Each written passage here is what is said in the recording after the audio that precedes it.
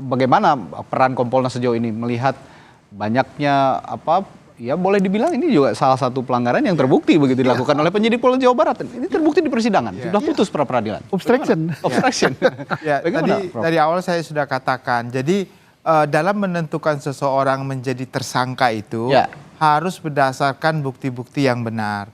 Nah, dalam konteks penyidikan itu kan ada upaya paksa. Waktu kita melakukan upaya paksa penyidik harus ada yang ngawasin, namanya juga upaya paksa.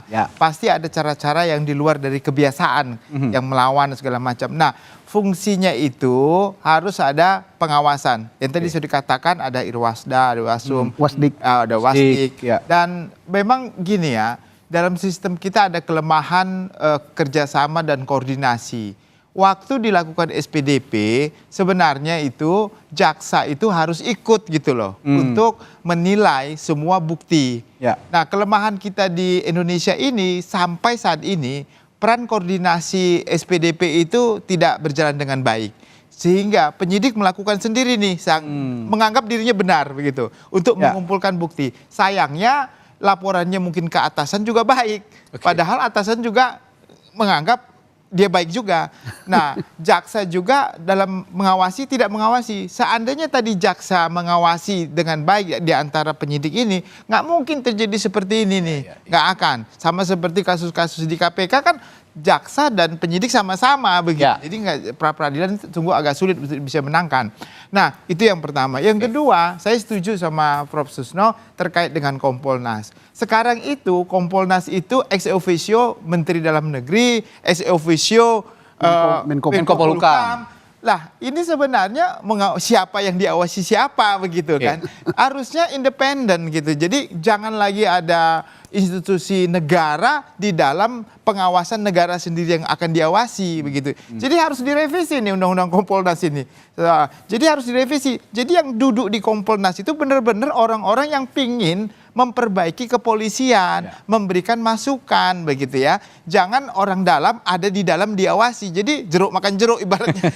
Dalam konteks kita kan ibarat jeruk makan jeruk begitu kan. Nah, itu yang harus diperbaiki. Yang kedua, pengawasan melekat ya dari Irwasda dan Propam itu juga sangat penting. Jangan karena satu atap sehingga ya udahlah sama-sama gitu. Jadi jangan senggang. Jadi sistem kepolisian kita ini harus diperbaiki supaya pintar penyidik ini melakukan itu harus objektif. Hindari yang namanya contohnya dia orang kecil jadi suka-suka hati saya ditekan, dipaksa, disudut pakai apa. Itu sistem jadul itu ya. Nggak perlu itu. Jadi nggak akan pintar kita kalau pengakuannya datangnya dari tersangka saja.